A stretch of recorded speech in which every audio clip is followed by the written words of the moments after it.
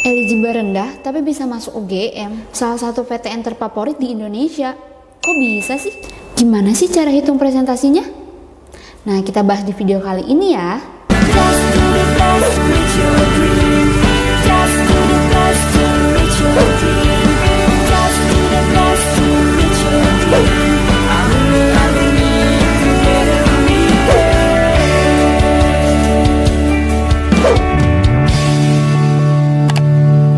Sobat GP, balik lagi nih bareng Kara di GP Media Channel. Kali ini kita bakal bahas mengenai hasil rasionalisasi sobat kita nih.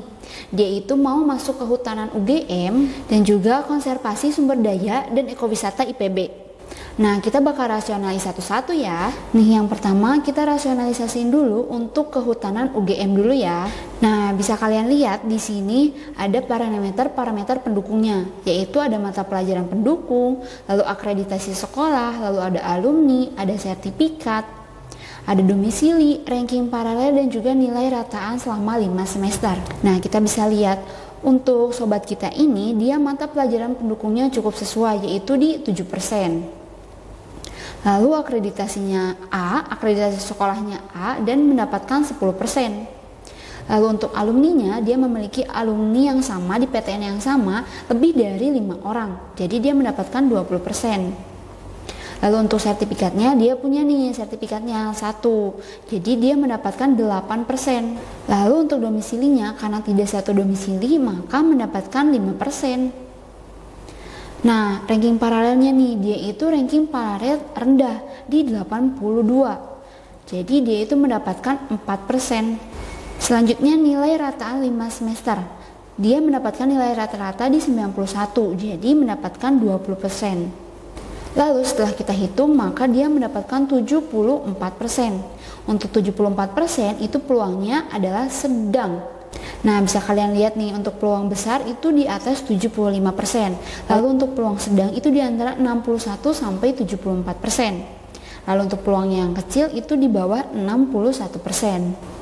Nah, lanjut nih, nilai rataan total kehutanan UGM. Jadi ini adalah nilai dari rata-rata semester 1 sampai semester 5 untuk sobat kita ini.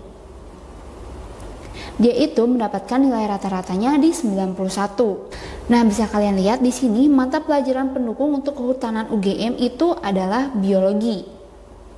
Sobat kita ini mendapatkan nilai biologi di 91,4. Cukup tinggi kan? Nah, selanjutnya di sini pertimbangan penentu SNBP kehutanan UGM.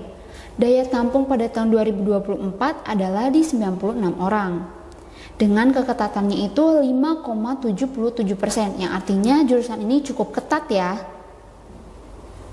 Lalu adapun nilai rataan minimum di 2024 adalah 94,42, yang artinya sobat kita ini belum mencukupi untuk nilai rataannya. Nah, untuk akreditasinya sendiri itu unggul. Nah, adapun strategi pemilihan jurusan, ini adalah jurusan yang disarankan dari kita dengan mempertimbangkan nilai dan juga mata pelajaran pendukung yang cukup memadai. Nah, bisa kalian lihat di sini ada opsi pertama itu di kehutanan UGM. Lalu opsi keduanya mungkin bisa ekonomi pertanian dan agribisnis di UGM. Atau bisa juga teknologi produksi ternak. Atau bisa juga teknologi manajemen dan perikanan budidaya. Lalu opsi ketiganya bisa juga manajemen sumber daya akuatik di UGM.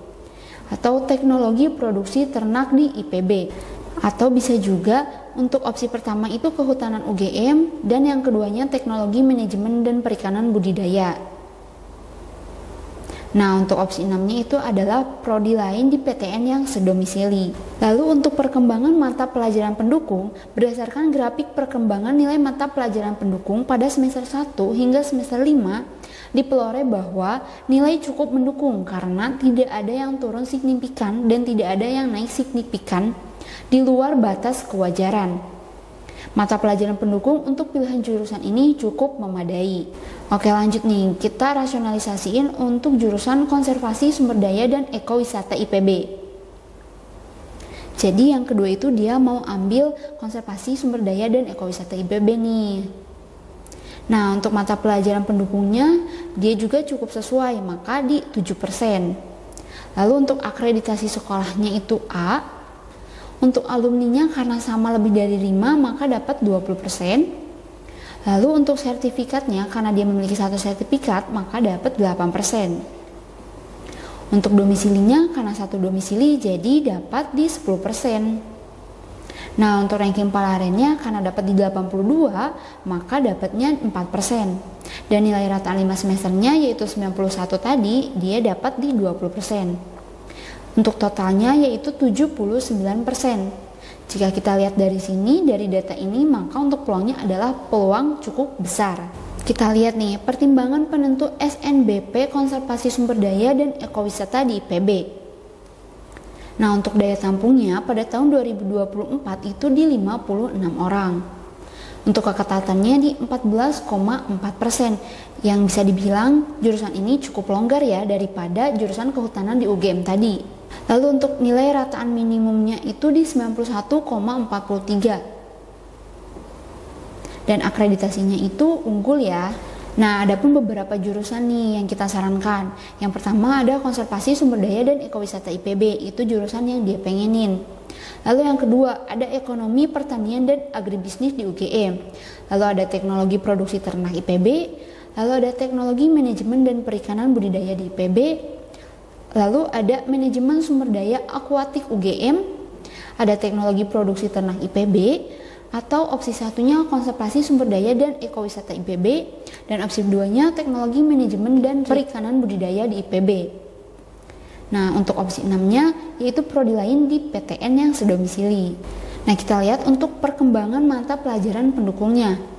Berdasarkan grafik perkembangan nilai mata pelajaran pendukung pada semester 1 hingga semester 5, dipeloreh bahwa nilai cukup mendukung karena tidak ada yang turun signifikan dan tidak ada yang naik secara signifikan. Di luar batas kewajaran, mata pelajaran pendukung untuk pilihan jurusan ini cukup memadai. Nah, kita lihat konservasi sumber daya dan ekowisata IPB untuk nilai dari sobat kita ini. Karena untuk mata pelajaran pendukungnya sama-sama di biologi, jadi dia untuk biologi mendapatkan nilai 91,4, yang artinya cukup tinggi dan cukup memadai.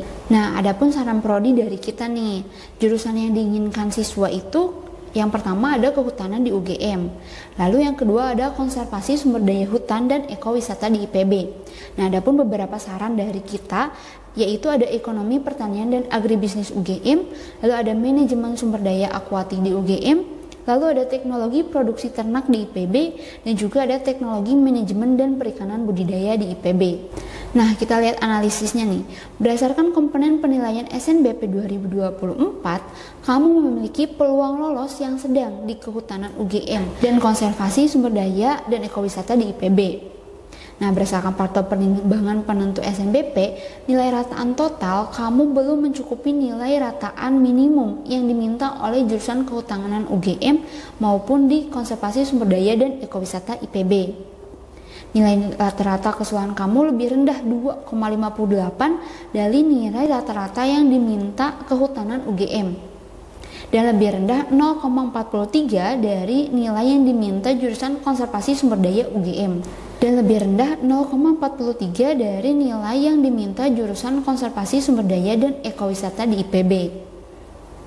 Nilai rata-rata keseluruhan kamu adalah 91, sedangkan nilai rata-rata yang diminta oleh kehutanan UGM adalah 93,58. Dan nilai rata-rata yang diminta oleh jurusan konservasi sumber daya dan ekowisata IPB adalah 91,43. Namun tren rapot kamu sangat stabil dari semester 1 sampai semester 5, tidak ada nilai yang turun maupun naik secara signifikan. Lalu berdasarkan jurusan kehutanan UGM, nilai yang relevan sebagai mata pelajaran pendukung adalah biologi. Peluang diterima pada jurusan yang dipilih akan lebih besar jika mata pelajaran pendukung jurusan tersebut adalah nilai rataan tertinggi yang kamu miliki di antara seluruh mata pelajaran. Nilai rataan biologi kamu berada pada urutan ke-8 nilai tertinggi. Berdasarkan analisis ini, kamu cukup berpeluang lolos di kehutanan UGM dengan juga menimbangkan berbagai parameter penilaian lainnya. Jika berdasarkan ranking paralel pendukungnya lebih tinggi dari kamu, kemudian memilih jurusan yang sama, lebih baik kamu memilih jurusan lain yang disarankan. Persaingan antar siswa dalam satu sekolah pada jurusan yang sama membuat peluang kelolosannya itu relatif lebih kecil. Nah, bisa dilihat kan Sobat GEP, jadi siswa kita ini memiliki sertifikat dan juga memiliki alumni yang cukup memadai. Oleh karena itu, walaupun eligible rendah, dia tetap bisa masuk kehutanan di UGM. Jadi buat kalian yang memiliki sertifikat, nah kalian bisa tuh melampirkan sertifikat kalian pendaftaran SNBP nanti. Dan juga tetap perhatikan alumni yang sama dalam satu sekolah ya. Dan untuk Sobat GEP yang masih berjuang, yaitu antara kelas 10 atau kelas 11, nah bisa kalian persiapkan nih untuk memiliki sertifikat dari sekarang, untuk nanti bisa lolos di SNBP tahun-tahun selanjutnya. Oke, segitu aja informasi dari video kali ini. Tetap semangat buat pejuang SNBP maupun SNBT. Kira-kira video selanjutnya kita mau bahas apa ya? Jangan lupa untuk like, share, sama subscribe GEP Media Channel dan sampai jumpa.